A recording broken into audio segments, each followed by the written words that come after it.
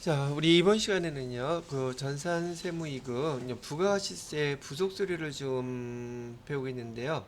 이 부가가치세 부속서류에서 지난 시간에 수업했던 내용들이 우선 부가가치세 신고서는 전산세무이익 시험 문제에서는요, 보통 4점 내지 6점짜리로 해서 신고서 작성하는 게 제일 빈도 높게 출제가 된다고 보시면 되겠습니다.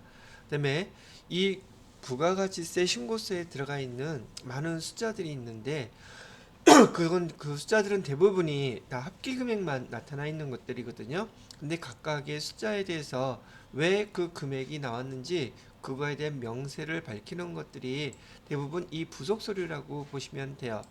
그래서 부가가치세 신고서에 매출이 됐던 매입이 됐던 세금계산서 합계표에 의해서 그 합계금액 매출 공급가액과 세액 매입 공급가액과 세액 집계해 놓은 표가 세금계산서 합계표이고요. 그 다음에 계산서 합계표는 면세 품목에 대해서 매출 매입에 대한 합계표가 계산서 합계표입니다. 그 다음에 지난 시간에 배우셨던 신용카드 매출 전표라든지 현금 영수증 여기서 신용카드 매출 전표라고 해서 요 매출 그래갖고 매출이라고 보시면 안 된다 그랬었죠. 신용카드 매출 전표 자체가 그냥 그 증빙서의 이름이고요.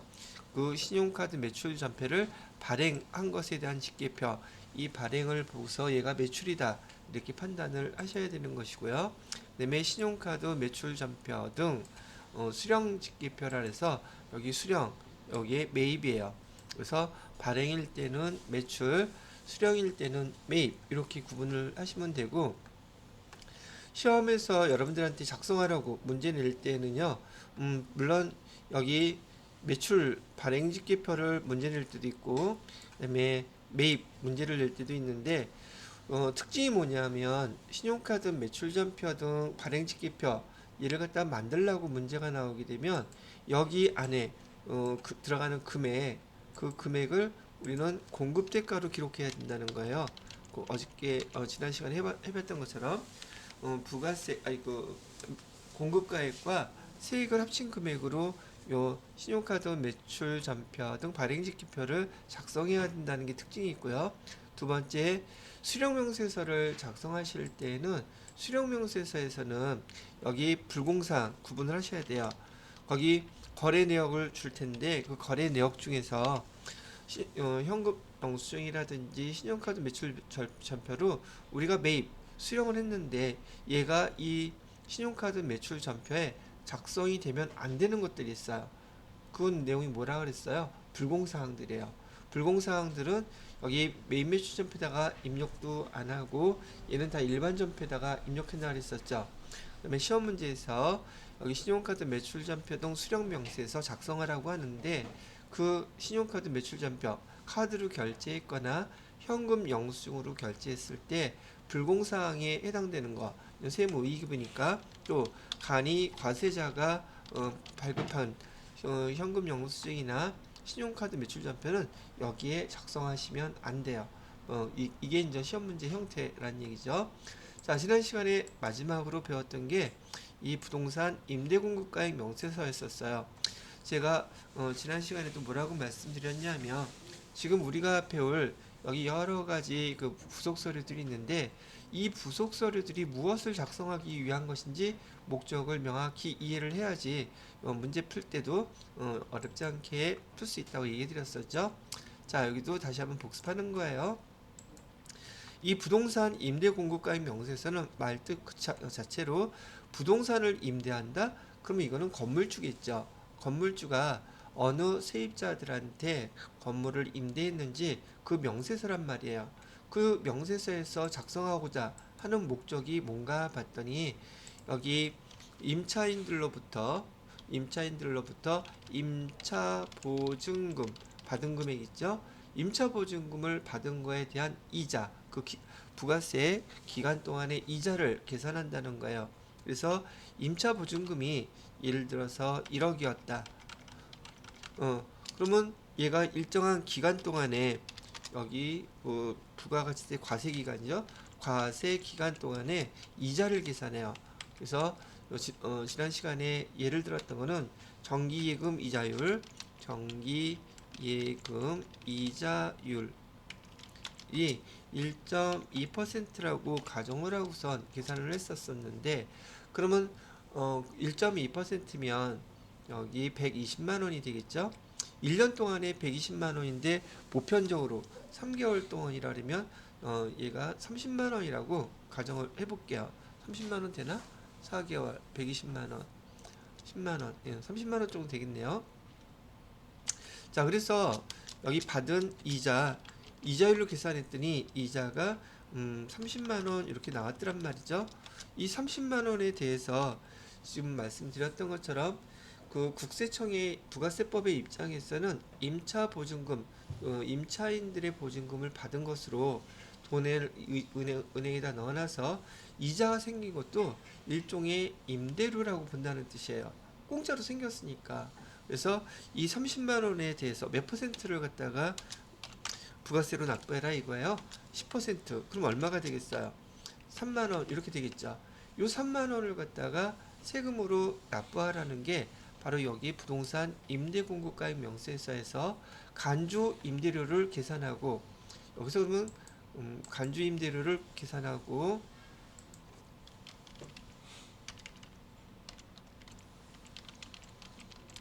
간주 임대료 계산 그 금액의 10% 부가세 매출세액으로 납부하세요.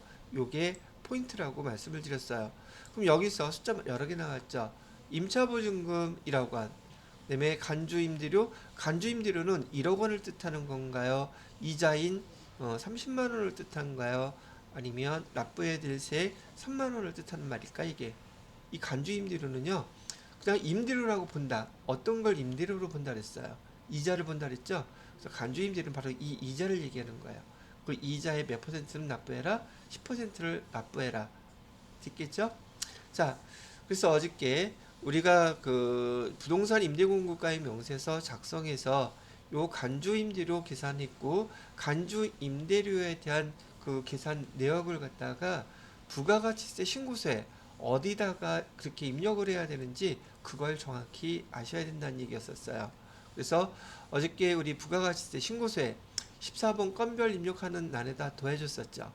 근데 거기 수기로 더해주는 방법도 있고 전표에 입력을 해서 자동으로 반영하게 하는 방법 두 가지가 있었죠. 근데 시험 문제는요, 전표 입력하라는 문제가 안 나와요. 여기 세무사회에서는. 그래서 대부분은 부가가치세 신고서에 지금 여기 부동산 임대공급가액 명세서에서 작성된 그 금액, 간주임대료와 그 세액 있죠. 그냥 14번 난에다가 더해주기만 하면 되는 걸로 끝나는 거예요. 아시겠죠? 그런데 제가 어저께 복잡하게 왜 또 저기 메인 매출 전표에다가 14번 건별로 입력하는 것까지 가르쳐 드렸어요. 그 가르쳐 드린 이유는 여러분들이 업무를 하시게 되면 반드시 회계 처리까지 마무리를 하셔야 되거든요. 회사에서는. 그래서 그 회계 처리까지 하시라고 그 설명을 얘기해 드린 거였었습니다. 자, 그러면 우선 지난 시간까지 공부했던 내용들을 간략히 한번 복습을 해봤고요. 지금 이번 시간부터 배우셔야 될 내용들이 여기 쭈루룩 나와 있죠. 하나당 여러분이 처음 봐서 그러는 것이지 작성하는 내용이 그렇게 어렵지는 않아요. 방법은. 그래서 구분해서 연습하는 것이 조금 까탈스럽게 느껴질 뿐이지 내용 자체는 그렇게 어렵지 않으니까요. 차근차근 복습을 해보시기 바랍니다. 자, 요거는 됐고요. 그 다음 거 보시게 되면, 자, 어저께 제가 부동산 임대공급가액 명세서에서 임대보증금 1.2% 요 이자가 계산되면 그 이자에 대한 것 중에서 10%가 지금 얘가 간주임대료인데 얘는 1년치잖아요. 3개월치 한다고 가정을 했을 때 30만 원 조금 전에 설명을 해드렸던 것이고요. 그냥 이거 전체가 간주임대료라고 한번 가정을 하면 일반 전표 입력에다가 그 12만 원만큼, 즉 부동산 임대공급가액 명세서에서 작성된 간주 임대료의 10%예요. 여기 간주 임대료에다가 10%, 요게 바로 납부세액이에요. 납부세액, 매출세액이라고도 봐도 되겠죠. 그래서 그렇게 계산이 된 거를 일반 전표에다가 회계 처리하라 그러면 어저께 보셨던 것처럼 이렇게 처리하시면 돼요. 세금과 공과 부가세 예수금. 그래서 어저께 봤던 간주임대료는 금액이 얼마였었냐면 여러분 교재에서 다시 한번 확인해 보셔도 되는데요. 48 48 393 여러분 교재 그 간주임대료 계산된 합계 금액이 그 부동산 임대공급가 명세서에 여기 48391이었었고요. 거기에 10% 하니까 납부세액이 어저께 회계 처리했을 때 얼마가 나왔었냐면 4,839원 이렇게 나왔었단 말이죠. 그거 부가가치세 신고서에 작성하고 여기 일반 전표에다가 회계 처리하라 했을 때 세금과 공가 요거 4,839원 대변에 부가세 예수금 4,839원 이렇게 처리를 하면서 마무리가 됐던 거예요. 그런데 제가 어저께 하나 더 말씀해 드렸던 거 실제로는 실무업무에서는요 이 금액을 갖다가 공급가액과 세액 이렇게 나누어서 메인 매출 전표에다가 부가세 유형 14번 건별 이렇게 입력해 놓고 공급가액 우리가 여기서 나온 걸로 한다면 여기 48393 이렇게 세액은 4839 이렇게 입력해서 회계 처리를 한단 말이죠. 그리고 밑에 회계 처리는 48394는 필요 없어요. 얘만 하면 되니까. 그래서 밑에 회계 처리되는 금액은 위에서 처리된 금액하고 똑같이 회계 처리를 해주시면 돼요. 즉 일반 전표 입력에서도 할 수 있고요. 그 다음에 메인 매출 전표에서도 입력할 수 있는데 그 차이는 뭐냐면 메인 매출 전표에다가 이렇게 입력을 하시게 되면 부가가치세 신고서 불러올 때마다 자동으로 이 금액이 반영이 돼요. 근데 손으로 수기로 입력하게 되면 혹시 잘못해서 세로 불러오기 누르게 되면 손으로 수기로 입력했던 게 없어져 버린단 말이죠. 그래서 얘를 갖다가 틀리지 않게끔 하기 위해서 실무에서는 14번 건별로 해서 메인 매출 전표에다가 입력합니다. 요거를 기억해 두시라고 말씀해 드린 거예요. 자, 여기까지가 지난 시간에 배웠던 것들에 대한 복습이었었고, 자, 이번 시간에는 여기 의제 매입 세공제 신고서 작성하는 거 설명해 드려 보도록 할게요. 자, 일단 여기 요약된 게 나와 있으니까 요걸로 먼저 설명을 해 드려 보겠습니다. 지난번에 제가 설명을 갖다 이루는 시간에 의제 매입세 공제 신고서는 여기다가 써볼까요?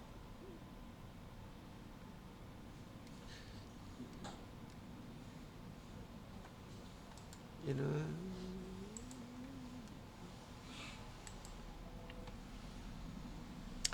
자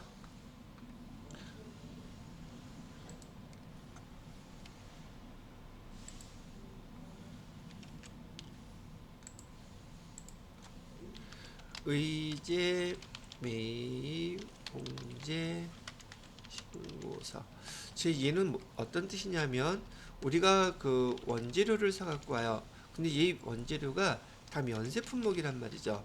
면세 품목을 사갖고 온다 그랬을 때 제가 지난번에 치킨 얘기를 해드렸었거든요. 그러니 이를 갖다가 원재료를 사갖고 오게 되면 우리가 회계 처리할 때 대부분 원재료 쓸 거란 말이죠.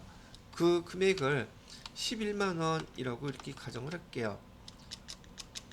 그 다음에 면세 품목이니까 부가세 대급금이 있겠어요? 없겠어요?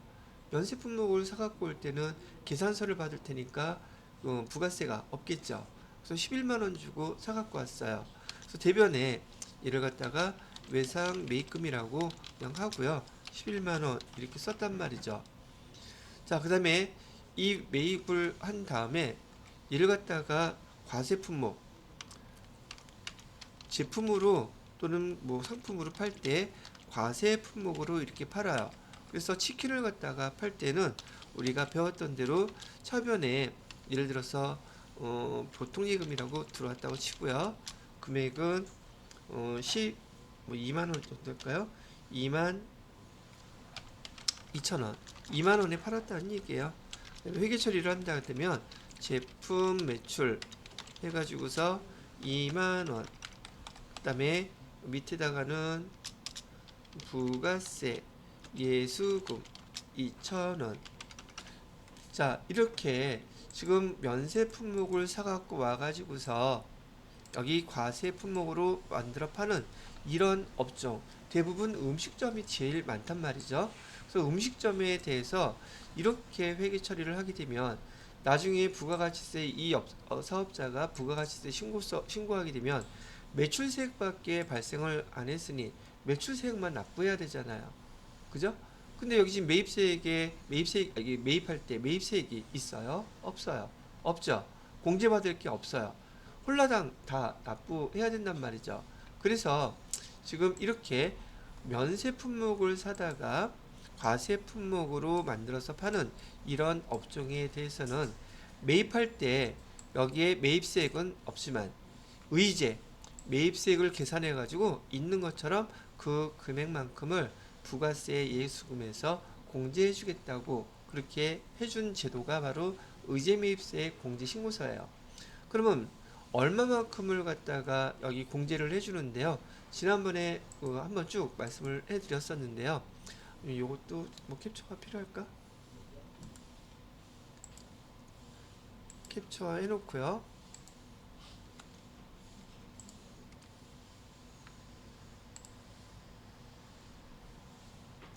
자, 면세, 그러니까 세금을 매입세액을 공제해주는 그 금액은 지난번에 저기 이론할 때도 한번 설명해드렸던 내용이라서 보고서 말씀을 해드릴게요. 이렇게 의제 매입세액 공제 신고서는 면세 품목을 과세 품목으로 만드는 경우, 대부분의 경우 음식점이 제일 많단 말이죠. 그래서 개인 사업자가 운영하는 음식점일 경우에는 108분의 8만큼, 법인이 운영하는 음식점일 경우에는 106분의 6만큼, 유흥업소에서는 102분의 2만큼을 갖다가 매입세액으로 계산해서 공제해 주겠다고 얘기했어요. 그런데 여러분이 기억하셔야 될 건 우리가 좀 이따가 여기 의제 매입세액 공제를 할 때는 우리 회사가 제조업, 중소기업이면서 제조업이라는 업체를 기준으로 해서 여기 서류를 작성할 거기 때문에 얘를 기억해 두시는 게 좋아요. 104분의 4만큼을 갖다가 공제를 해준대요. 또 일반 기업들은요 102분의 2만큼 공제해 주겠다고 얘기를 하고 있다는 얘기죠. 자, 그래서 여기 면세 매입 한도는 지금 여기 40%라고 되어 있는데 여러분이 교재에서 이거 50%로 바뀐 거 있을 거예요.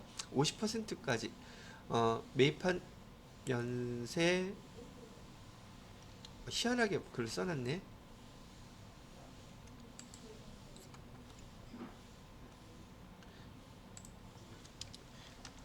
면세 매입 가액 한도 세법 개정이 돼서 50%까지라고 지난번에 보셨었을 거예요. 이렇게 기억을 해두시고요.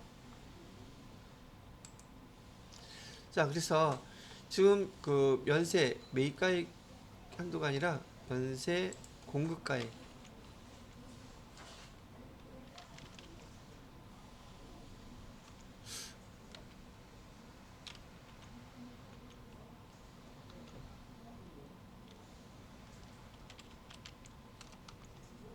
요건 나중에 한번 다시 보도록 하고요. 그래서 면세 매입가액 한도, 공급가액, 이 면세 품목으로 판매한 금액이 있잖아요. 그 공급가액의 50% 한도 내에서 매입한 것들을 공제해 주겠다 그랬는데 좀 이따가 이거 작성을 해볼 테니까 그걸 보고 한번 이해를 해주시면 되겠습니다. 아마 요 의제 매입세 공제 신고서 자체도 지금 몇 번 봤기 때문에 그렇게 낯설기만 하지는 않으실 거예요. 자, 요 내용을 우리 교재를 한번 보시면서 참 우리 지난 시간에 배울 때 부동산 임대공급가의 명세서 요거 자료를 보고서 입력하실 줄 아셔야 되겠죠, 당연히. 요 자료를 보고 입력하는 것 자체는 내용이 그렇게 어렵지 않았었어요. 그죠? 잘 이해하시고 입력을 해보시면 됩니다. 입력하는 방법이라든지 설명, 여 밑에 있는 설명들이 좀 처음에 그거 하실 때 어렵게 느껴지시는 거지 그닥 뭐 이렇게 어려운 내용은 분명 아니라고 얘기해 드렸어요. 그래서 이따가도 다시 한번 읽어보시기 바라고. 자, 그다음에 정원 씨는 거기 네트워크 있잖아요. 거기에 또 8,000번 있죠. 그 지난 시간에 수업한 것까지 제가 또 백업 받은 거라서 그거 하시면 돼요. 여기 이어서 바로 하실 수 있습니다.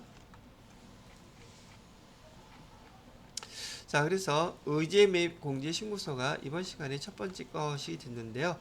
제가 설명드렸던 내용들 여기에 나와 있어요. 그래서 요거 참고해서 이따가 천천히 읽어보시고요. 그 다음에 기타 업종 매입가액 한도라고 되어 있는데 제 교재가 지금 얘가 2022년도 거 파일이다 보니까 구분 없이 50%라고 나와 있죠. 50%가 아니라 40%라고 나와 있죠. 얘 몇 퍼센트로 바꾸라? 50%로 바꿔주세요. 여러분 교재는 50%로 되어 있을 거예요. 자, 이거 중요한 건 아니니까요. 자, 그래서 이제 실기로 의제 매입 공제 신고서 하나씩 작성을 해 보려고 합니다. 다음 자료를 이용하여 2022년도 2분기 확정, 뭐 연도수는 상관없죠. 교재는 23년도로 되어 있을 거예요, 여러분 거에. 의제 매입세 공제 신청서를 작성하고, 자, 지금 이 문제 형태를 보셔야지 되죠. 자, 의제 매입 공제 신고서, 공제 신청서 작성이라고 되어 있죠. 여러분이 실기 문제에서 이 얘가 부속서리죠. 부속서리를 작성한 다음에 이 금액이 어디에 입력을 해야 되냐면 부가가치세 신고서에 반영을 해주셔야지 돼요. 그래서 이게 연결된 것이라는 거 보시고 이따가도 여기 의제매입 공제신고서 작성한 다음에 부가가치세에 어떻게 반영되는지 그것을 꼭 보셔야 된단 말이죠. 그다음에 관련 회계 처리도 하라고 나와 있어요. 당사는 중소기업이며 제가 의제매입 공제신고서 작성할 때 중소기업 제조업이라는 얘기 해드렸었죠. 여기 나와 있는 거예요. 자, 그러면 전 됐으니까 보시면 되겠고요. 여기 회계 처리도 하라 그랬잖아요. 그죠? 이 회계 처리는 어떻게 해야지 되나? 결론부터 얘기해 드릴 테니까 지금 요거부터 이해하세요. 지금 우리가 면세 품목을 아까 사갖고 왔잖아요, 원재료를. 그래서 차변에 지금 원재료 해가지고 11만원 이렇게 사갖고 왔었고, 대변에 외상 매입금 해가지고 11만원 이렇게 해놨었죠. 얘는 지금 원재료를 사갖고 왔을 때 회계 처리예요. 근데 의제 매입 공제 신고서라고 하는 것은 지금 매입세액이 아무것도 없는데 계산을 해서 나온 금액만큼은 부가세로 매입세액으로 인정해준다는 뜻이잖아요. 그죠? 그래서 그 매입세액을 계산해 봤더니 10,000원이 나온 거예요. 그럼 얘는 어떻게 해줘야 돼요? 아니 10,000원 말고 9,000원만 할게요. 차변에 11만원 낸 거는 변함이 없어요. 원재료는 얼마가 되는 거고 10만 1,000원이 되는 것이고, 그 다음에 매입세 공제 계산을 했더니 부가세 대급금 얼마가 생긴 거예요. 9,000원은 공제 주겠다고 계산을 했더니 이 금액이 나왔다고 가정했을 때 이렇게 회계 처리가 된단 말이죠. 오케이? 그런데 살 때부터 이거 계산하는 건 아니잖아요. 시간이 지나서 부가세 신고할 때 이거 계산하는 거잖아요. 그러니까 의미는 이렇게 되어 있는데 얘를 갖다가 1기 확정, 2기 확정이라고 치고 12월 31일 날 의제 매입세 공제 신고서 작성한 금액이 9,000원으로 계산이 뒤따르면 없었던 부가세 대급금을 기록해 줘야 되겠죠. 그만큼 공제해 주기로 했으니까. 그래서 부가세 대급금 9,000원 이렇게 쓰시고요. 대변에다가는 원재료를 빼주시면 돼요. 원재료 9,000원 이렇게 빼시게 되면 요게 바로 우리가 의제매입 공제 신고서 작성한 다음에 회계 처리를 해야 될 결과예요. 그리고 원재료는 재고자산이에요. 재고자산이 감소했는데 대변에 부가세 대급금이라는 다른 계정이 와 있죠. 그래서 얘를 적요란에다가 뭐가 필요하다? 8번 타 계정 대체 이거를 표시를 해주시는 게 의제 매입 공제 신고서 작성할 때 요구에 대한 회계 처리가 이걸로 딱 결정이 되어 있단 말이죠. 자, 다시 한번 의제 매입세 공제 신고는요. 의제 매입세, 매입세액이 없는데 있는 것처럼 계산해서 공제해 주겠다는 뜻이에요. 그래서 회계 처리하라 그러면 차변에 계산된 금액만큼 부가세 대급금 쓰시고 대변에 원재료로 그 금액을 빼주시면 됩니다. 회계 처리할 때 변동사항 크게 없어요. 그대로 작성할 것이기 때문에요. 자, 요거 기억해 두시기 바라고요. 자, 그러면 여기 실제로 여기 문제를 갖다 입력해 보시면서 회계 처리까지 같이 한번 해보도록 하겠습니다. 자, 여기 의제 매입세 공제 대상 거래 내역이라고 되어 있죠.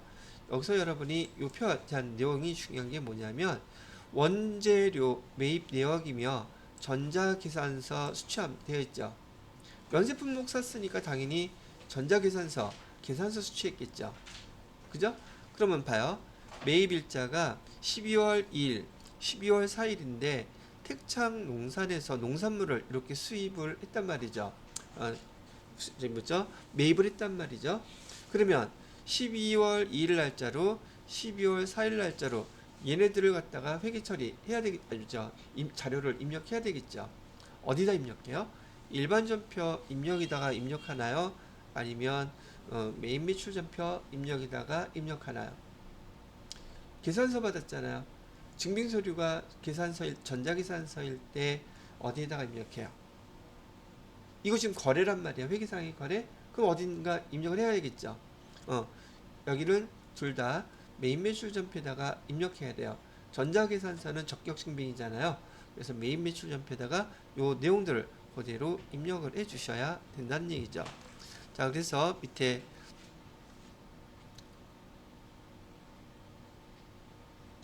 자, 지금 요 거래 내역을 갖다 보시고서 저도 요거 제가 하는 대로 순서대로 같이 한번 따라서 입력해 봐 보시면 돼요.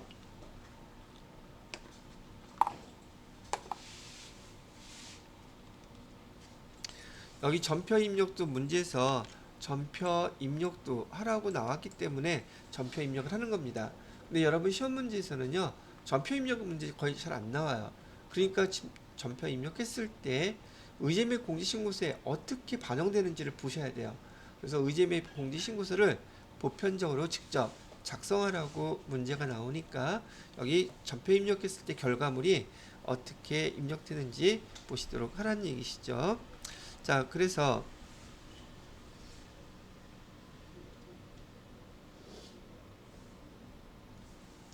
자, 쭉 보시게 되면 지금 여기 그 거래처가 태창농산이라고 나와 있는데요. 여기 보시게 되면 매출액 중에서 면세 농산물 등과 관련하여 공급한 과세표준 이따가 이게 어디 사용되는지 알려드릴 거고요. 그다음에 공급자 인적사항이라고 되어 있죠. 태창농산 대표자명은 태이찬 사업자 등록번호 주소 나와 있죠. 여기 보시게 되면 문제에서 거래처 코드 1300번으로 매입 유형으로 등록하시오라고 나와 있잖아요. 우선 실기에서 거래처부터 먼저 등록을 해주세요. 지난 시간에도 거래처부터 먼저 등록을 했었죠.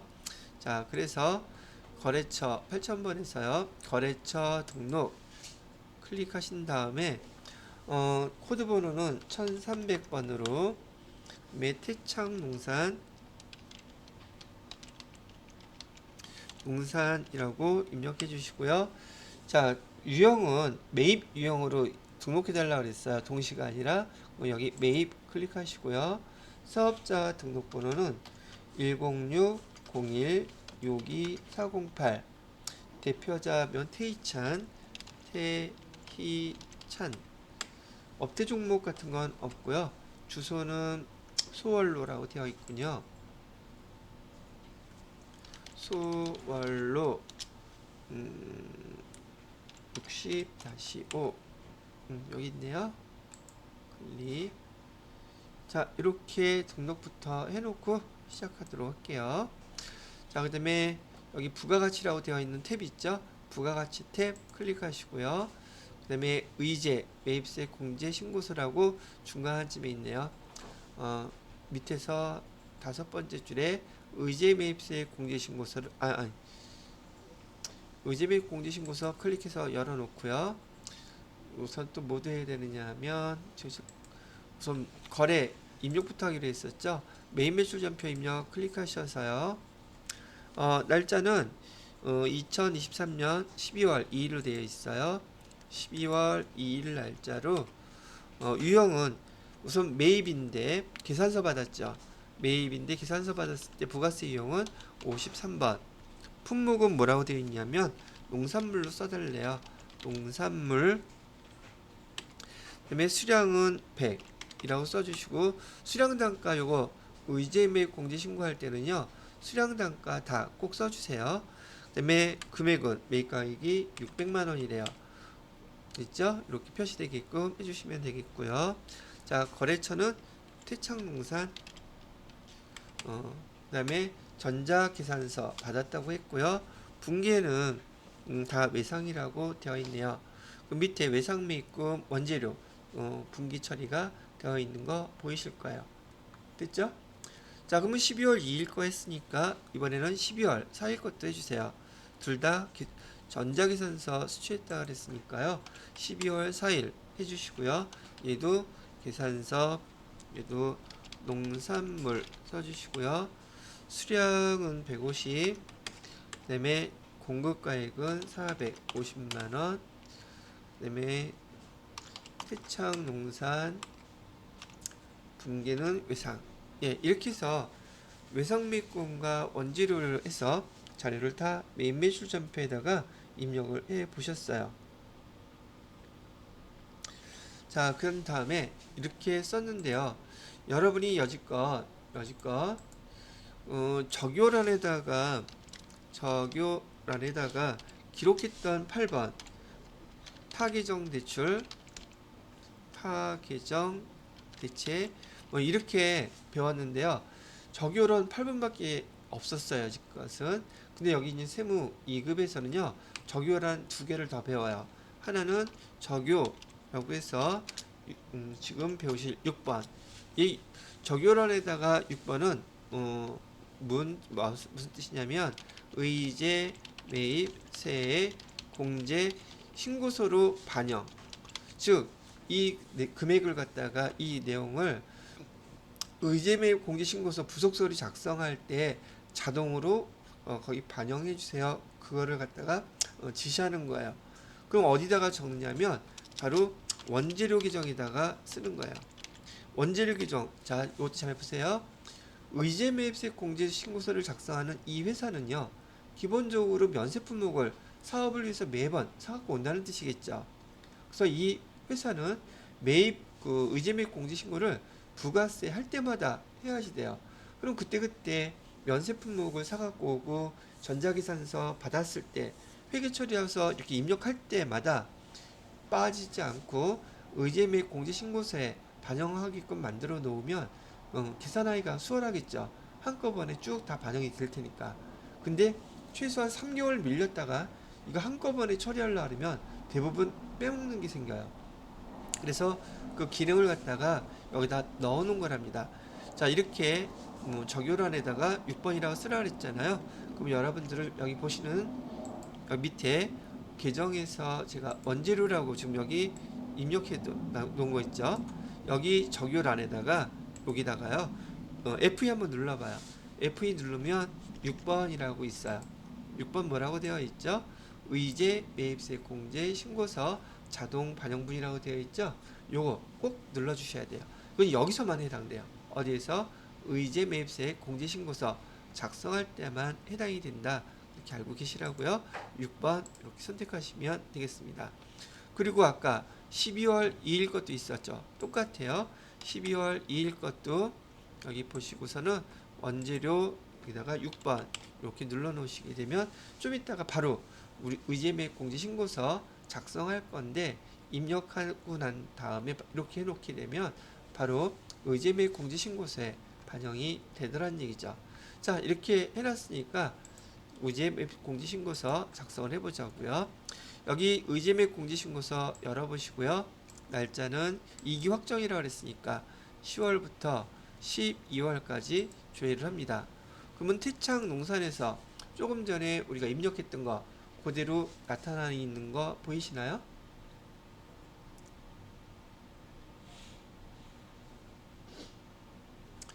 자, 보셨어요? 어. 자, 근데 우리가 아까 제조업이라고 그랬었잖아요. 제조업에서는 지금 공제율이 몇 퍼센트라고 얘기해드렸었죠?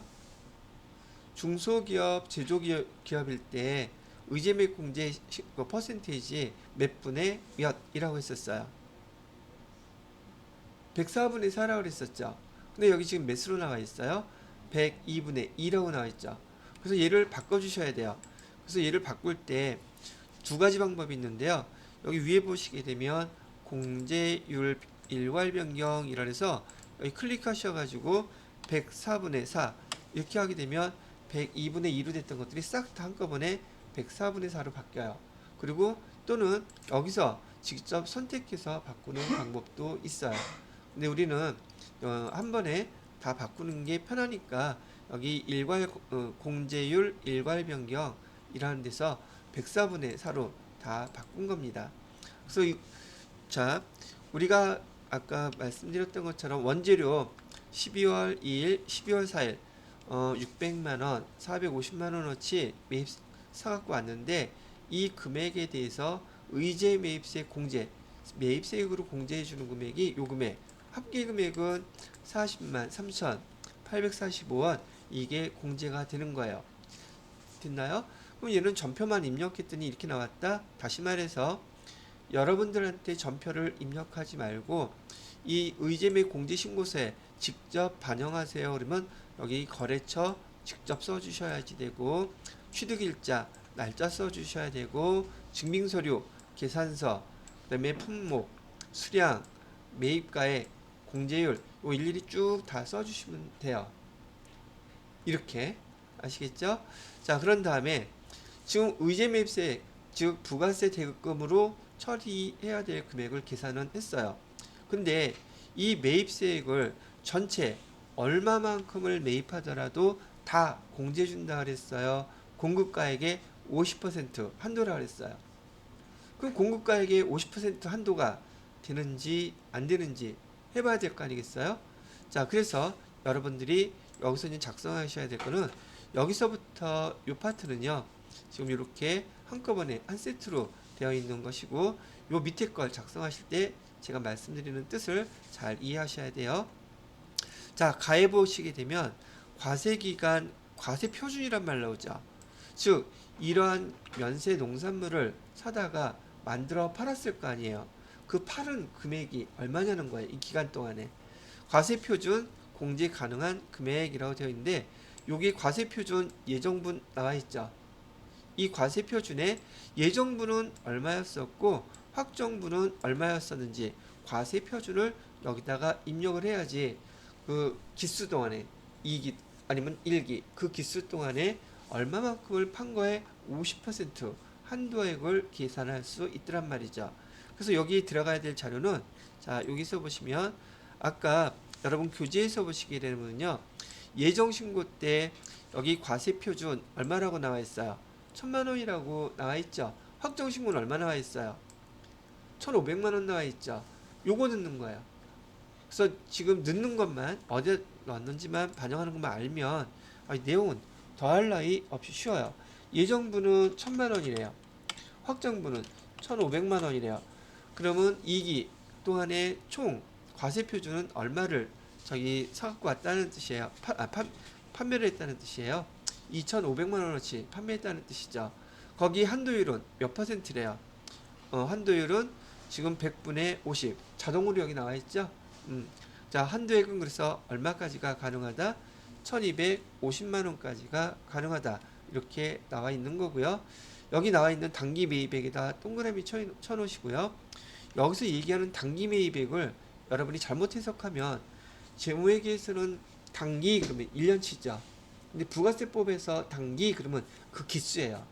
기가 주로 나눠지니까. 그럼 단기 매입한 거 지금 여기 나와 있는 금액은 여기 2기 확정 때 우리가 매입한 1,050만 원만 나와 있죠. 그럼 이거는 확정 거잖아요. 단기 거는 예정 확정 다 합쳐야 되죠. 여기도 마찬가지. 과세표준도 예정, 확정 다 합쳤잖아요. 그럼 여기 당기 매입액도 예정, 확정 다 합쳐야겠죠. 근데 여기 지금 예정께 있어요? 없어요? 여기는 없어요. 근데 문제 보세요. 여기 예정신고 기간에 예정신고래요. 면세 매입액은 얼마 있대요? 312만원 있다고 얘기하죠. 그죠? 그럼 여기에다가 얼마를 더해줘야 돼요? 312만원을 더해줘야 된단 말이죠. 예정 매입액이 그만큼 있었고, 그 다음에 여기 확정 매입액이 여기 1,050만원이니까 두 개 다 합치면 얼마가 되겠어요? 계산기 두들겨 해야 되나 이것도?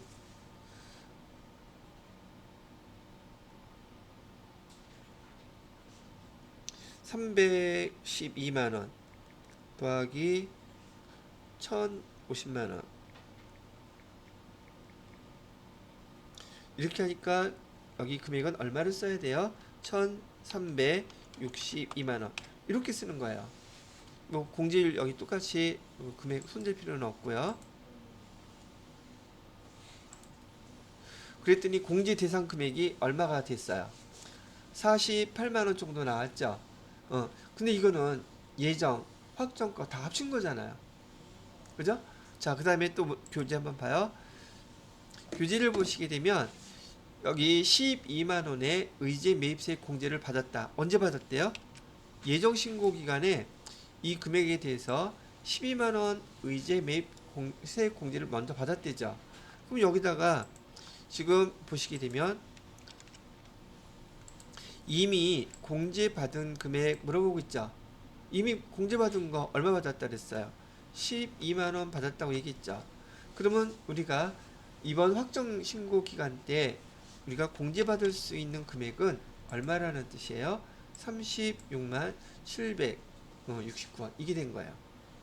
그래서 요 구성 내용만 한번 지금 잘 천천히 받으면 틀릴 거 아무것도 없어요. 그럼 얘 또 회계 처리하라면서요. 회계 처리할 때 얘는 일반 전표에다가 입력해 주시면 돼요.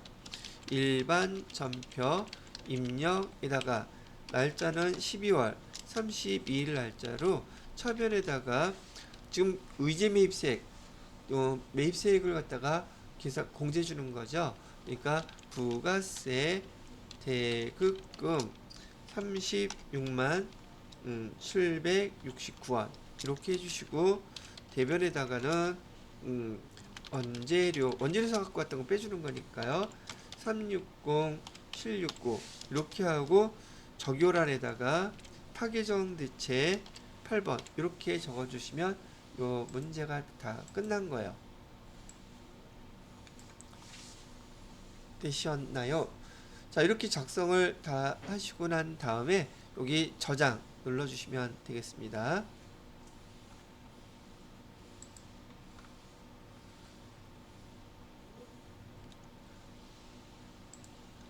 저장 이렇게 해주시고요. 자, 여기서 여러분이 어디를 잘 틀리냐면 이 부분을 갖다가 잘 틀려요.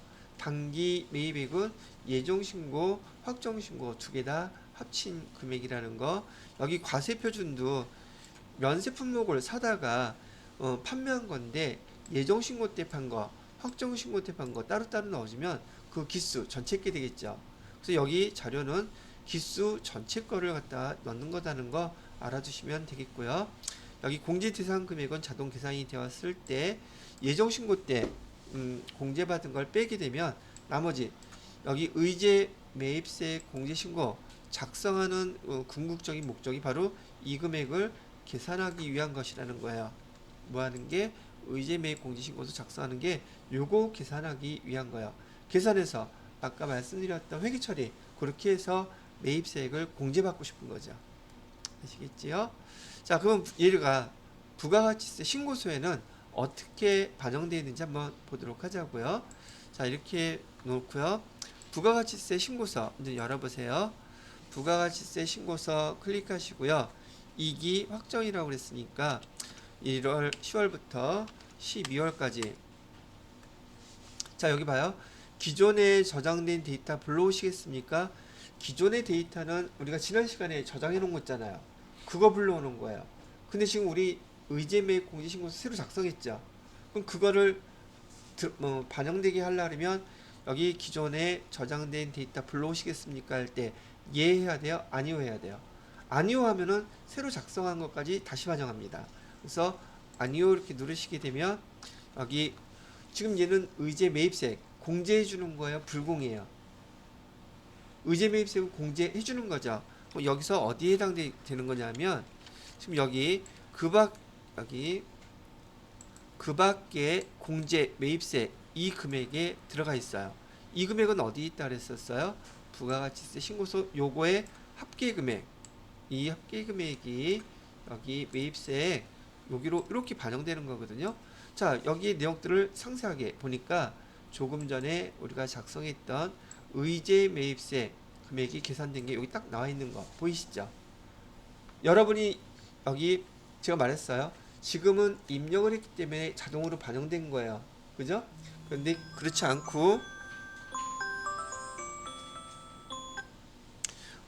않고 여기 부가가치세 신고서에 직접 입력하세요. 그러면 여기다가 그 밖에 공제 매입세 요 칸에다 이렇게 계산된 금액을 입력해 주셔야 된다는 거. 그래서 그 자료 입력한 거 어떻게 나와 있는지 잘 봐둬야 돼요. 아시겠죠? 여러분이 이걸 작성해야 되니까. 자, 이렇게 해서 의제 매입 공제신고서에 대한 것도 설명을 해 드렸습니다. 자, 그리고 참고로 우리 어저께 입력했었던 여기 기타 아까 임대공고가의 명세서 얘 지금 새로 블로그 했는데 금액 바뀌어요? 안 바뀌어요? 안 바뀌죠? 왜? 어저께 우리 매입매출전표 입력에다가 14번 건별로 해서 입력했잖아요. 그러니까 얘는 안 지워지는 거야. 입력한 대로 계속 불러오는 거죠. 근데 시험 문제에서, 이게 교재에서 하는 대로 했으면 이거 자꾸 지워져요. 참고로 그렇게 구분해 두시면 되겠습니다. 자, 이렇게 여기까지가 의제매입 공제신고서에 대한 설명들을 해주고 직접 분기까지 한번 해봤거든요. 신고서 내용 이것도 한번 읽어는 보셔야 될 거예요. 그 다음에 그림도 아주 설명을 잘 해놨어요. 보시고 여기 근데 금액이 좀 틀리죠. 여러분 내 거요. 저기 교재 여러분 건 맞아요. 제 거 이거는 2022년도 거라서 금액이 틀리는데 신경 쓰지 말고 교재를 그대로 보시면 되겠습니다. 자, 잠깐 쉬었다가 그 다음에 재활용 폐자원에 대한 부속 서류 설명해 드리도록 하겠습니다. 자, 이번 타이틀은 뭐냐면 재활용 폐자원 매입세 공제라고 되어 있는데요. 여기 재활용 폐자원 자체가 조금 전에 의제 매입 공제 신고 얘하고 똑같아요. 얘도 재활용 폐자원이라든지 중고자동차는 우리가 여기 이 업체에서 매입할 때에는 면세로 품목으로 지금 매입을 하는 거예요. 또 면세 품목으로 매입해서 얘를 팔 때에는 과세 품목으로 판단 말이죠. 그러면 내용이 직종만 다를 뿐이지 내용이 똑같다는 얘기예요.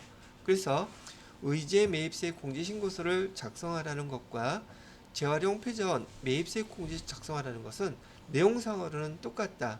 다만 뭐만 다를 뿐이다. 여기 업종만 다를 뿐이다. 그런데 좀 시험 문제 차원에서 봤을 때 말이죠. 실무 차원에서도 우리 주변에 음식점이 많을까 아니면은 재활용 폐자원 여기 옛날에는 고물상이라고 불렀는데 요즘 그렇게 부르면 안 된다면서요. 요즘 뭐라고 불러요? 재활용센터. 재활용센터가 많아요. 아무래도 음식점이 많겠죠. 그럼 여러분 시험 문제 낼 때에도 똑같은 내용이라면 의제매입 공제신고서 작성하라고 시험 문제가 나올까? 재활용 폐자원 얘를 작성하라고 시험 문제가 나올까? 어떤 게 더 흔하겠냐고 물어봤을 때는 말하나 말하겠죠. 자, 그래도 내용은 또 등등 똑같은 거니까 내용 읽어보시기 바라고요. 재활용 폐자원은요 공제율이 103분의 3이라는 거, 그다음에 중고 자동차는 110분의 10, 일반 매입세가하고 똑같이 공제를 해줘요. 예전에는 109분의 9까지였었는데 개정이 돼서 지금 10% 매입세액으로 간주해서 다 공제해준다고 합니다. 회계 처리도 똑같아요. 물론 매출한도 80%, 아까 의제매입 공제신고는 매출액이 50%였는데 얘는 80%까지 다 공제를 해준다고 하고 있으니까 아 그렇구나 라고 보시면 되겠습니다. 그래도 필수 예제 나와 있으니까 그대로 다시 한번 연습하는 겸해서 제가 같이 여러분들하고 입력을 해 보도록 할게요. 다음 자료를 이용하여 재활용 패자원 매입세 공제 신고서 작성해야 되겠죠. 부속소리라고 그랬었어요.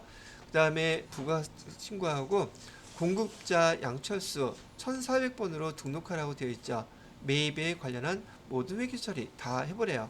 그러면 얘도 마찬가지로 계산된 금액에 대해서 차변에 부가세 대급금 쓰면 될 것이고 대변에 원재료 빼면 되는 거예요. 회계 처리는 똑같습니다. 자, 예정신고 기간의 거래 내역 보니까 재활용 패자원 매출액 나와 있죠. 아까 과세표준이에요. 그 다음에 매입세 예정신고 기간 거 이따가 더해줄 거고요. 두 개 나왔대요. 그 다음에 세금계산서 수취분 4만원. 그 나머지는 뭐 잔액은 영수증 수취분. 그래서 요거 이따가 어떻게 했는지 한번 보도록 하고요. 매입세 공제 받은 거 매입세 공제 예정 때 받은 거는 3,000원이라고 얘기가 나와 있네요. 자, 일단 조금 전에 우리 해봤던 것처럼 그 여기 어디 거래처 코드번호 1400번으로 이 양철수라고 하는 사업자 먼저 여기 등록을 해 주셔야 됩니다. 그래서 여기 우선 양철수 아까 우리 회계 프로그램에서요 거래처 등록 클릭하시고요. 그 다음에 코드 번호는 1400번으로 해달랬죠. 1400번 그 다음에 양철수라고 해주시고요. 그 다음에 여기 그냥 동시 해도 되겠죠.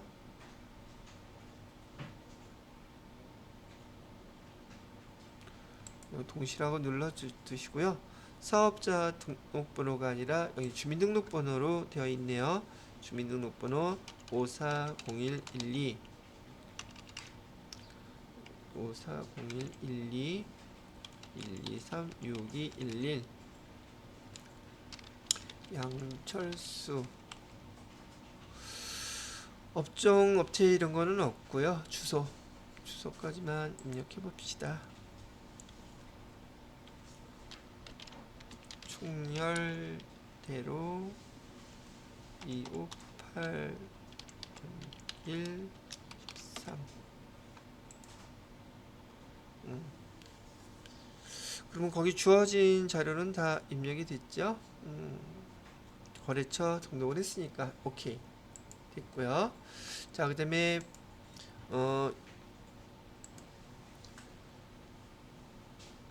자, 거래처 1400번으로 등록을 했고요. 그 다음에 거래 내역을 보시게 되면은 아까처럼 여기 확정 신고 기간에 매입세 공제 대상 거래 내역이라고 했잖아요. 거래 내역을 보세요.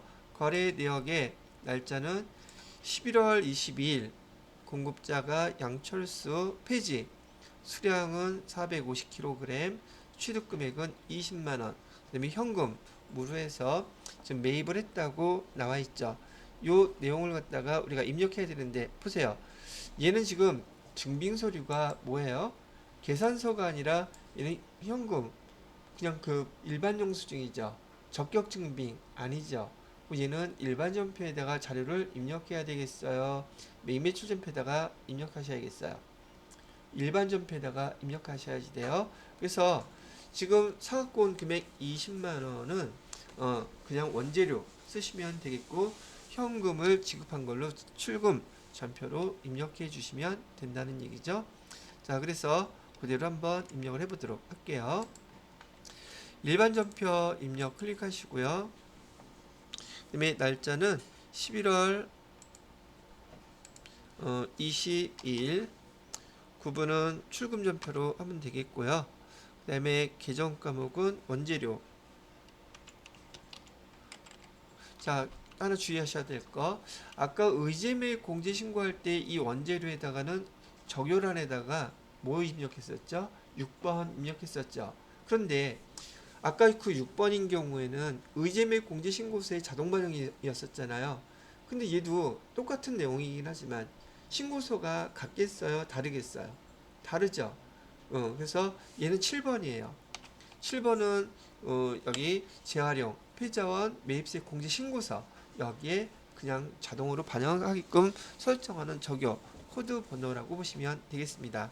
그래서 여기 우리 관련된 거 적요에다가 번호 입력하는 거 8번만 주로 사용했었는데 지금 의제 매입세 공제 6번이고요.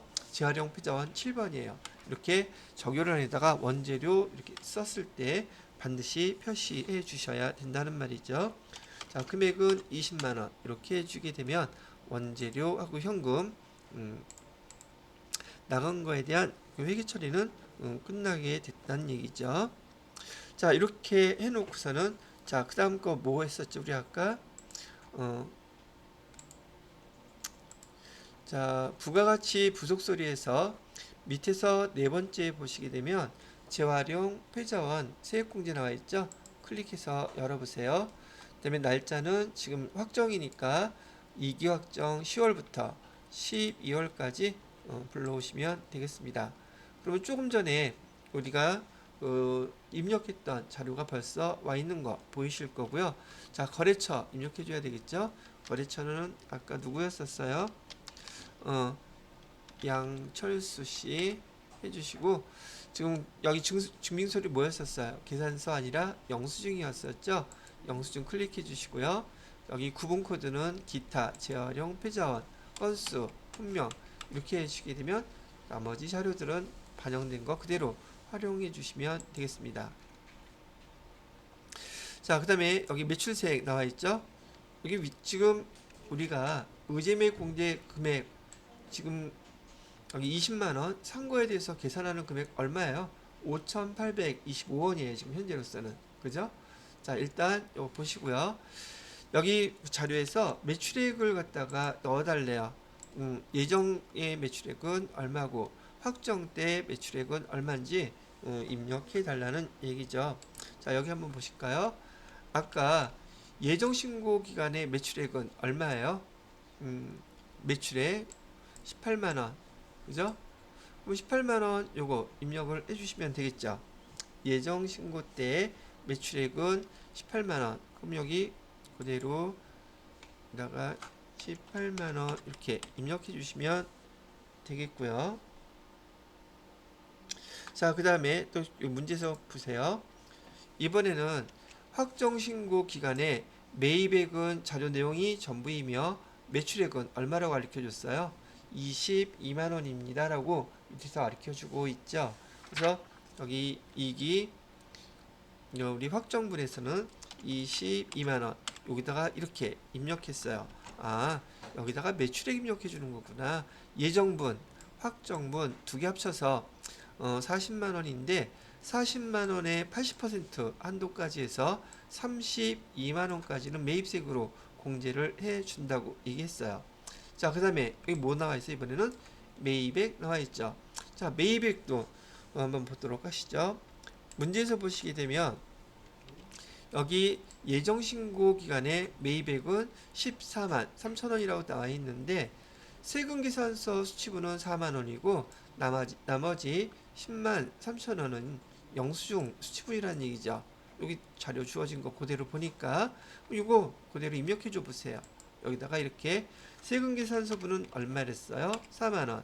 그다음에 나머지 영수증분은 10만 3천 원. 이렇게 했더니 지금 여기 계산된 금액에서 공제 대상 금액 얼마가 계산이 됐어요? 3천 원 계산됐죠. 근데 얘는 예정, 확정 다 합친 거잖아요. 그죠? 그런데 이 중에서 예정 신고 때 재활용, 패자원, 매입세 공제된 금액 얼마 받았다고 나오고 있어요? 3,000원 받았다고 나오고 있죠? 그럼 여기다가 얼마를 넣어줘야 돼요? 여기 보시게 되면 이미 공제받은 세액 나와 있잖아요. 여기 얼마 받았다?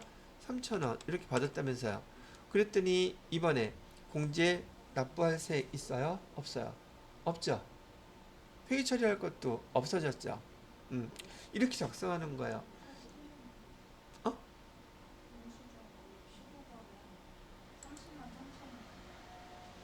30만.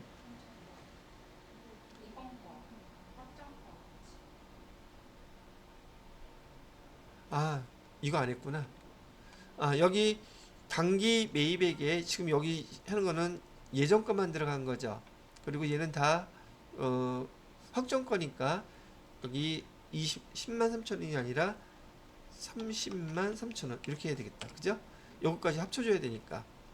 자, 그래서 나타난 금액이 이렇게 해서 해주니까 맞네요.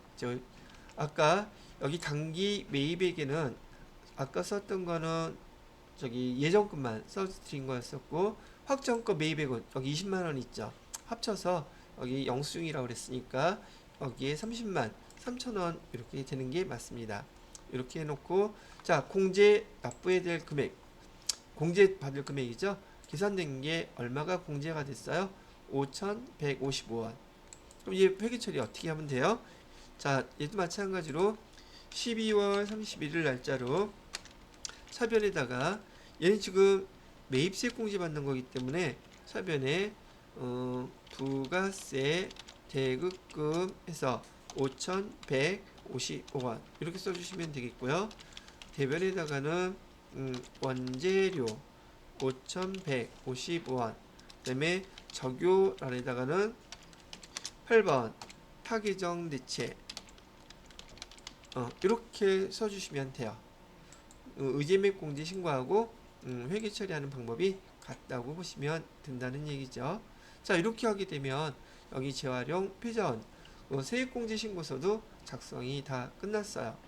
자, 그러면 요 내용을 갖다가 일단 위에 저장 이렇게 눌러 놓으시고요. 자, 회계 처리도 해줘야 되겠죠. 그래서 일반 전표 입력에 가셔서요. 날짜는 12월 31일자로 차변에 원재료 부가세 대급금 써주시고요. 금액은 5,155원. 그 다음에 대변에다가는 원재료, 그 다음에 적유에다가는 8번 타계정으로 대체원가 5,155원 이렇게 써주셨어요. 자, 부속서류도 끝났고 부속서류 처리한 거에 대한 회계 처리도 마무리가 됐으니 마지막으로 부가가치세 신고서 보셔야 돼요. 그래서 부가가치세 신고서 클릭하시고요. 여기 데이터를 저장하시겠습니까? 저장해 놓고 다시 조회를 합니다. 12월 31일 거로 조회를 하니까 기존에 저장된 데이터 불러오시겠습니까? 예 해야 돼요? 아니요 해야 돼요? 아니요 눌러야지 새로 한 거 반영이 되겠죠? 얘도 재활용 피자원도 의제 매입세액을 공제해주기 위한 거예요. 그러니까 어디 들어가 있겠어요? 여기 여기 되겠어요? 그 밖에 공제 매입세 여기 들어가 있다 그랬었죠. 얘는 어디 있어요? 자세한 내용이 여기 있다 그랬었죠. 거기서 우리가 작성했던 여기 재활용 패자원 매입세액 공제 작성된 거 화면 보이시죠? 여러분이 작성해서 부가가치세 부속서류를 다 만들었다면 지금 여기처럼 공급가액과 세액란에다가 여러분이 이걸 이렇게 표시를 해주셔야지 돼요. 요게 세무 2급에서 시험 문제예요. 아시겠죠? 됐습니다. 자, 그래서 마찬가지로 여기 재활용 피자원에 대한 거 여러분이 지금 설명 듣기 전에 이걸 글자로 읽으면서 이걸 하나하나 따라하려면 시간이 엄청 많이 걸려요. 많이 걸린다는 거 제가 설명으로 먼저 해드렸으니까 댁에 가셔서라든지 또는 이따가 시간이 되시면 한 번씩 꼭 꼼꼼하게 읽어보시면서 복습하셔야지 되고, 중요한 거 부가가치세 신고서에 어떻게 반영되는지 체크 꼭 해두시기 바랍니다. 여기 뭐 설명은 다 얘기해드렸던 것들이니까요. 자, 이렇게 해서 재활용 패전에 대한 거 설명을 해드렸습니다. 다음 파트의 부가세 부속서류는 대손세 공제 신고서 할 차례라는 얘기죠.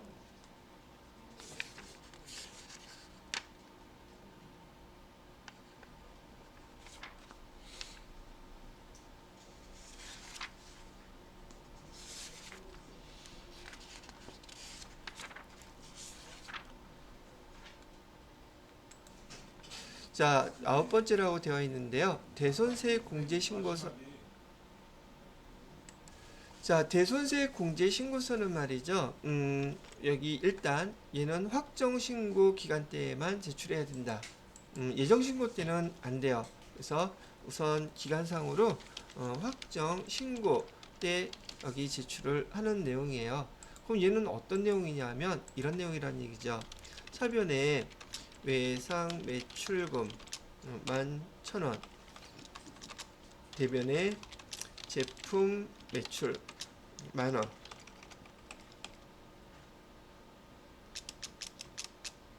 부가세 예수금 1,000원. 자, 우리가 매출을 했는데 이 거래처가 이타 저타한 이유로 제일 흔하게 나왔던 게 파산이에요. 파산을 해서 이 외상 매출금을 못 받게 됐대요.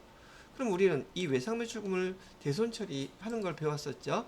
대손 처리 어떻게 했어요? 일단 외상 매출금 대변으로 다 없애줬어요. 대변에 외상 매출금 11,000원 이렇게 없애주시고요. 차변에다가 대손 처리하려고 했는데 예를 들어서 대손 충당금이 3,000원 있었다고 가정을 하겠습니다. 그러면 대손 충당금으로 얼마는 먼저 대손 처리해야 되겠습니까? 대손 충당금 얼마? 3,000원은 먼저 처리를 해놓고, 그리고 돈이 모자르니까 나머지는 뭘로 처리해야 돼요? 대손 상각비란 비용 계정으로 처리를 해야 되겠죠. 그럼 대손 상각비는 얼마가 돼야 되겠까요? 대손 상각비는 얼마여야 돼요?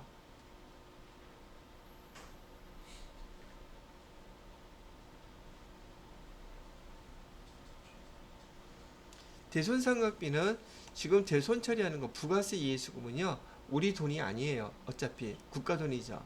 그래서 대손 처리할 때도 얘는 우리 것만 대손 처리하는 것이지 부가세 예수금까지 대손 처리하는 게 아니란 말이죠. 그래서 여기 7,000원 이렇게 써주시면 돼요. 그리고 여기 나머지 금액은 지금 보세요. 우리가 제품을 팔고 우리 돈 지금 10,000원도 못 받게 생겼는데 부가세까지 내가 내야 되겠어요? 그건 말이 안 되죠. 그래서 여기 대손세액 바로 이 1,000원에 대해서 공제해달라고 국가에다가 부가세 신고할 때 지금 신고서를 제출하는 거란 말이죠. 그래서 여기 대변에다가는 부가세 예수금 지금 대손세액 공제 신청하면서 그 다음에 회계처리 부가세 예수금을 이렇게 빼버리는 거예요. 금액을 1,000원 이렇게 해가지고서는요. 그래서 부가세 예수금을 똑같이 부가세 예수금 이렇게 빼서 없애버리는 게 여러분들이 대손세 공제신고서 작성할 때 회계처리라는 얘기예요. 대손 처리하는 금액은 우리 것만 합니다. 대손 처리하는 금액은 여기 제품 매출 우리가 지금 매출했던 것만 딱 그 금액만큼만 대손 처리하는 거라고 기억을 하고 계시면 된다는 얘기죠. 자, 그래서 대손세 공제신고서 이렇게 하는 건데 여기서는 우선 신고서 작성하는 거고요. 우리가 여지껏 대손 처리한다 그러면은 대손 처리한다 그러면 파산이라는 것만 얘기했었는데 이 파산 이외에도 앞에서 이론 설명해 드릴 때 여러 가지 대손 사유가 있었었죠. 그 사유에 대한 것들을 우리가 여기 대손세 공제신고서라는 부가가치세 부속서류 작성할 때 선택을 하게 되는 것이니까 그때 한번 어떤 것들이 있는지 어떻게 작성하는지 같이 한번 해보시도록 하겠습니다. 자, 보시게 되면 제출 시기 여기 제출 시기는 제가 대손세 공제신고서 언제 한다고요? 확정 신고 시에만 하라고 얘기해 드린 거 여기 나와있죠? 확정 신고할 때 대손세 공제신고서와 대손 사실을 증명하는 서류, 대손 사실을 증명하는 서류가 있어야지 대손을 갖다가 신청할 수 있다는 거예요. 자, 공제 요건을 보니까 우선 제품을 공급하고 10년 이내 다음과 같은 대손 사유가 발생하게 되면 적용하세요 라고 나와 있죠. 기억부터 시효까지 있는데 우리가 제일 회계에서 많이 처리했던 거는 첫 번째 거 기억이에요. 채무자의 파산 여기에 해당되는 거였었어요. 그 다음에 채무자의 파산 이외에 강제 집행, 형의 집행 또는 사업의 폐지로 채권을 회수하게 되지 못했을 때 대손 처리할 수 있습니다. 그거 설명하는 것이고요. 두 번째, 채무자의 사망, 실종, 행방불명 이런 경우로 채권을 갖다 할 수 없을 때에도 대손 처리가 가능해요.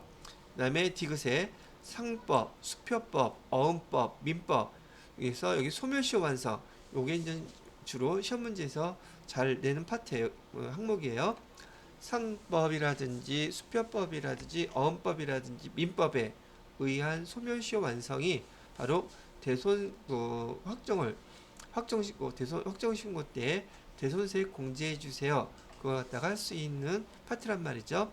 그다음에 리을에 보시게 되면 회사 정리법에 의한 정리계획 인가 등으로 회수 불능된 채권. 그다음에 미음에 부도 발생일로부터 6개월이 경과한 수표 또는 어음상의 채권과 중소기업의 외상매출금 요것도 시험 문제 잘 나와요. 부도가 발생한 날로부터 6개월이 경과한 수표 어음상의 채권을 갖다가 얘기하는 것이고요. 그다음에 중소기업의 외상매출금도 가능하다고 얘기하고 있네요.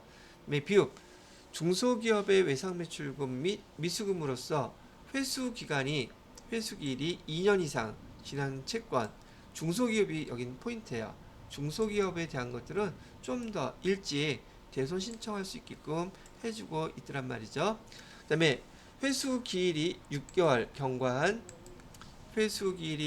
이상 경과한 30만원 이하의 채권 대손 채권에 우리가 받을 금액이 30만원 이하일 때는 6개월 지나게 되면 대손 처리해 줄 수 있다고 얘기를 하는 거예요.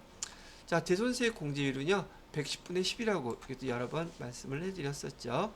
자, 대손 공제 요건을 좀 여기 세무 2급에서는 좀 잘 봐두실 필요는 있어요. 뭐 일일이 다 외울 필요는 없습니다. 왜냐면 여기 이따가 클릭하게 되면 다 나타나거든요. 자, 여기 또 표 밑에 나와 있죠. 예정 신고 시에는 대손세액 공제 받을 수 없고 확정 시에만 공제받는다고 설명이 나와 있네요. 자, 여하튼 됐고요. 문제 하나 갖고 또 이해를 해보시면 더 이해하는 게 좀 더 나아지겠죠. 다음 자료를 이용하여 이익이 확정분 대손세액 공제 신고서 요게 지금 부가가치세 부속 서류이고요. 작성하래요. 그 다음에 얘가 부가가치세 신고서에 어떻게 반영되어 있는지 그리고 관련된 회계 처리는 적정하게 된 것으로 가정하여 생략할 것 이거에 대한 회계 처리는 하지 않아도 된다고 하네요. 근데 지금 회계 처리는 벌써 다 설명해 드렸죠. 그렇게 하시면 됩니다. 자, 그 다음에 여기 마포전자에 대해서 코드번호 10112 돼 있나 이거? 마포전자 있지 않았었나? 거래처 등록이라는 건 없네요. 됐어요. 자, 그러면 대손 확정일은 12월 11일이고요. 공급받는 자는 마포전자 대손 금액은 55만원. 이 대손 금액은 공급대가예요. 대손 금액이 공급대가란 용어하고 같은 말이라는 거 잊어버리시면 안 되겠고요. 자, 이거 흔하게 나오는 대손 사유가 채무자의 파산이라고 나와 있네요. 자, 그래서 요 내용을 여기 대손세액 공제 신고서에 한번 작성을 해 보도록 하겠습니다.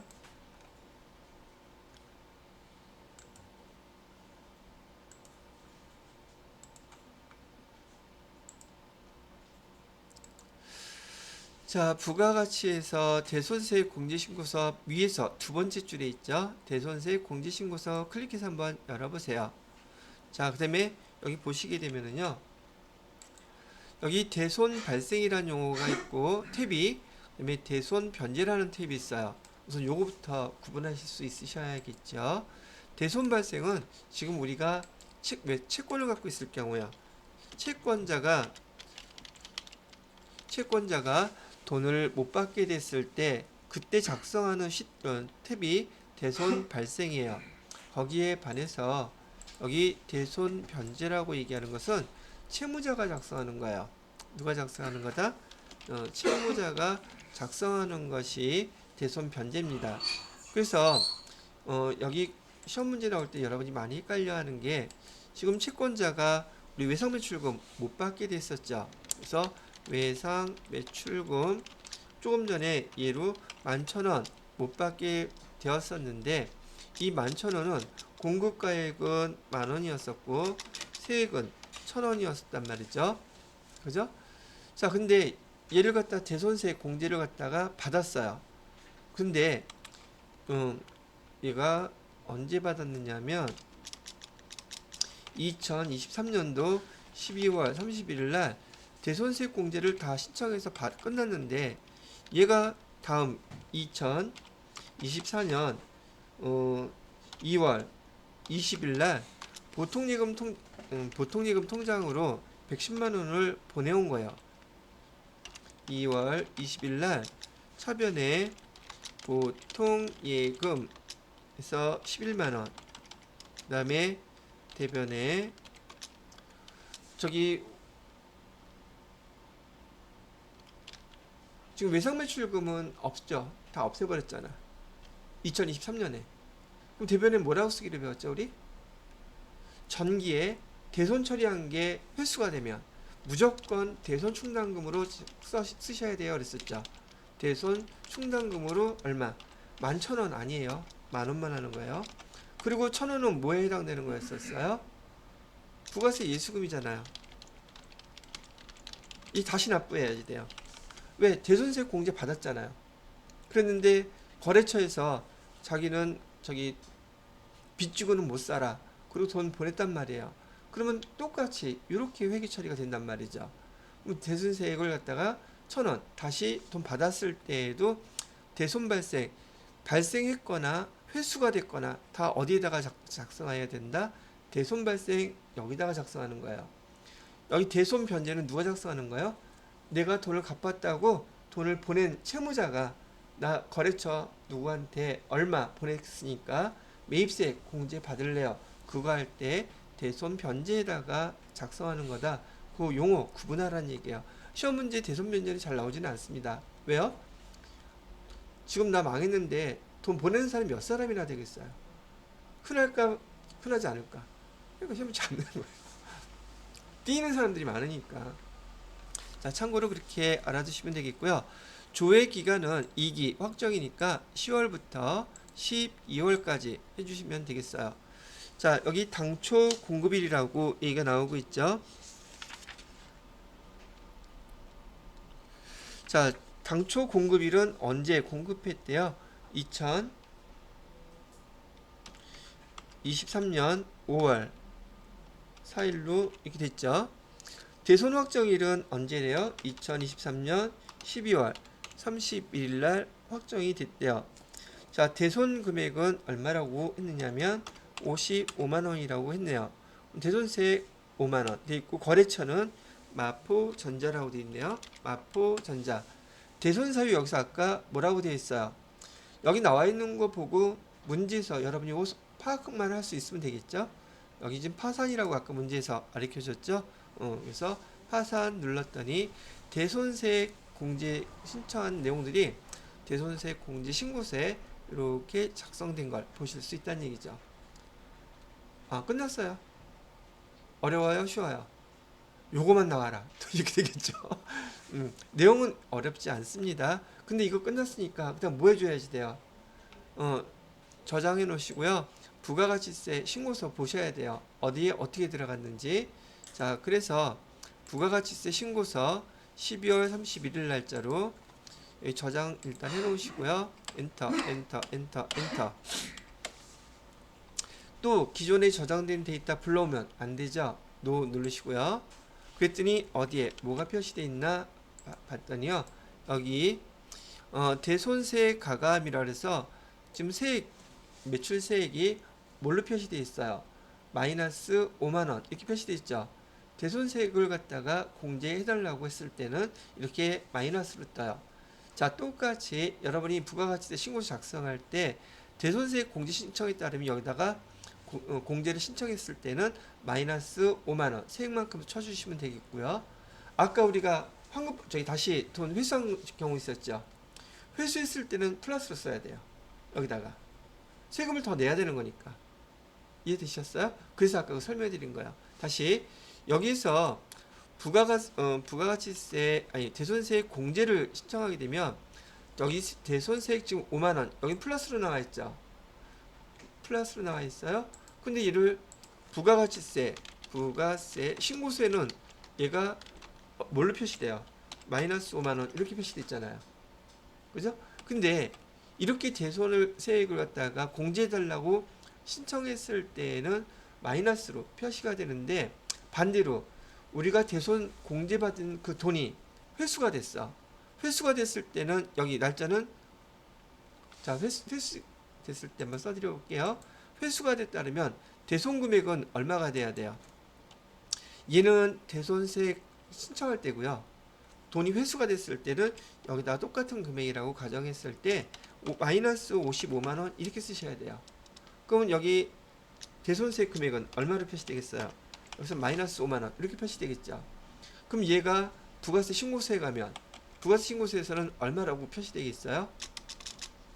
부가세 신고서에서는 플러스 5만원으로 납부해야 될 걸로 표시가 된단 말이죠. 오케이? 얘는 대손 공제를 신청했을 때, 얘는 대손을 갖다가 다 처리했는데 회수됐을 때 그때 이렇게 표시하라는 얘기예요. 시험 문제가 두 가지 형태로 여기서 다 나오기 때문에 두 가지 다 설명을 해드렸습니다. 이해가 되시나요? 안 되시나요?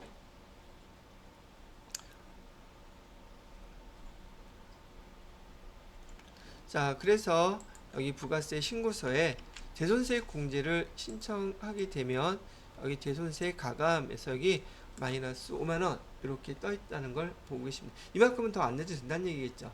빼는 거니까. 예, 그렇게 보시면 되겠습니다. 자, 이렇게 해서 여기 대손세 공제 신고서에 대해서 자료 보고 입력하는 건 너무너무 간단하게 입력이 됐어요. 그래서 여기 해당되는 자료 있는 거 보시고요. 그 다음에 부가가치세 신고서에 이렇게 나타나 있는 것도 표시가 되어 있죠. 그 다음에 제가 아까 분계 처리해서 설명해 드렸던 것들도 여기 이렇게 나와 있어요. 그래서 교재를 보시고서 요 내용까지 바로 복습을 해 봐 주시면 좋을 것 같다는 얘기죠.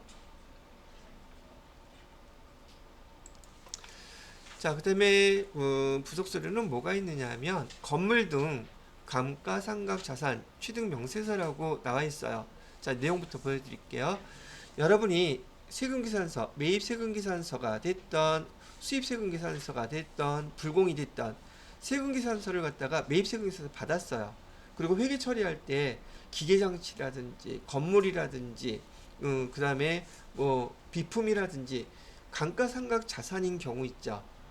그죠? 그 감가상각 자산이 집계가 되는 곳이에요. 아까 신용카드 했을 때 신용카드 집계 됐었잖아요. 여기는 그 유형자산으로 해서 우리가 감가상각 자산을 취득한 내역들이 여기에 이렇게 반영이 된다는 뜻이에요. 자, 그래서 지금 제가 이 자료를 저장해 놓고요. 여기 나와 있을래나? 여러분들도 한번 열어서 보세요. 감가상각 자산 취득 명세에서 밑에서 세 번째 거 있는 거예요. 건물 등 감가상각 자산 취득 명세서. 이것도 되게 간단한 건데 시험 문제 나옵니다. 그래서 10월 2기 확정걸로 10월부터 12월까지 조회를 해보시게 되면 여 밑에 있는 기록된 내용들은요, 우리가 세금계산서 받아갖고 또는 증빙서류 받아서 자산들 매입매출전표에다가 입력했던 항목들이 그대로 이렇게 표시가 되는 거예요. 그리고 위에 보시게 되면 합계금액도 있지만 여기 건물, 구축물에 대한 거, 그 다음에 기타, 상각 자산에 대한 거 표시되고 있죠. 우리 부가세법에서는 감가상각 자산 두 가지로 구분한다는 거 기억나시죠? 건물하고 구축물 또는 기타 감가상각 자산, 여기에 나누어서 이렇게 표시를 해주셔야지 돼요. 아시겠죠? 자, 그래서 요 자료 보고 시험 문제에서 감가상각 자산 주게 되면 여기 건물, 구축물 합계금액 세액 요거는 여기다가 기록하시면 되겠고요.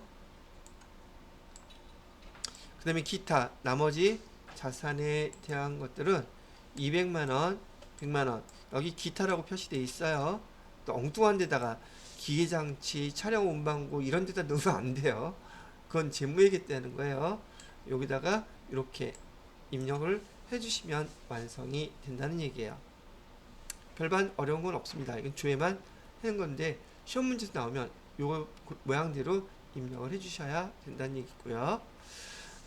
자, 그 다음 거를 보시게 되면 내국 신용장 구매 확인서에 의한 것들이요. 요거 영세율과 관련된 것들이죠. 내국 신용장 구매 확인서, 전자 발급 명세서, 이건 거의 다루지는 않는 건데요. 어떻게 생겼는지만 보면 돼요. 조금 전에 우리 감가상각 자산 명세서하고 내용은 같습니다. 그래서 얘도 한번 그냥 보기만 한다고 치면 내국 신용장 구매 확인서, 전자 발급 명세, 이건 시험 문제 나온 거 저 한 번도 못 봤어요. 그래서 그냥 주의하는 걸로 보시면 되겠습니다. 여기 확정 10월부터 12월까지 별로 나온 건 없죠. 구분해서 내국 신용장 구매 확인서 받은 게 있다면 여기다 구분해서 입력하라고 나온 얘기들이에요. 뭐 별반 쓸 거는 없다는 얘기고요. 자, 그렇게 보셨고요. 그 다음에 영세율, 제가 그 영세율 사업자는 부가가치세 신고 납부할 거는 없어도 반드시 뭐는 제출해야 된다. 제출해야 될 거, 부속서류들 관련된 건 제출해야 된다 그랬었어요. 자, 얘도 시험 문제 되게 쉬운데 나와요. 어려운 것만 나오는 게 아니니까요. 자, 영세율 매출 명세서라고 밑에 한번 내국 신용장 바로 밑에 보시면은요, 영세율 매출 명세서 있어요. 클릭해서 열어보세요. 자, 그 다음에 얘도 10월부터 12월까지 조회를 해보세요. 우리가 여지껏 메인 매출 전표 입력해서요, 여러분이 수출했을 경우 외국으로 직접 수출하게 되면 부가세 이용 코드 번호 16번 수출 눌렀던 거 기억나시죠? 근데 걔가 왜 그 영세율이 적용돼요? 라고 이유를 갖다 우리 클릭해 줬었잖아요. 그게 바로 여기 짓게 된 거예요. 그래서 여기 아니면 1번 아니면 3번 두 가지밖에 없었죠. 여러분들한테도 똑같이 영세율 매출 명세서 작성하라고 하고서는 직접 수출하는 경우, 그다음에 수출 기업에다가 납품하는 경우, 이렇게 해서 여기다가 어디에다가 입력해야 되는지 그거 물어봐요. 되게 간단한 거죠. 간단해도 안 해보면 어렵다는 얘기죠. 이렇게 해주시면 되겠습니다. 얘네들은 그냥 읽어만 보면 조회만 하면 되는 것들이었어요. 자, 그 다음에 다음 파트는 수출 실적 명세서라고 해서 얘는 우리가 수출을 할 때 그 수출 실적 명세서를 어떻게 작성하는지 작성하는 방법을 여기서 가르쳐 드리려고 한다는 얘기죠. 자, 수출 실적 명세서까지만 하고서는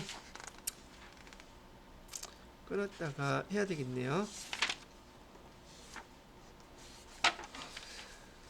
자, 한 4, 5분 남았거든요. 앞에 있는 것들 또 시간 되는 대로 한번 쭉 읽어 보시기 바랍니다. 요거는 다음 시간에 이어서 계속 할 거예요.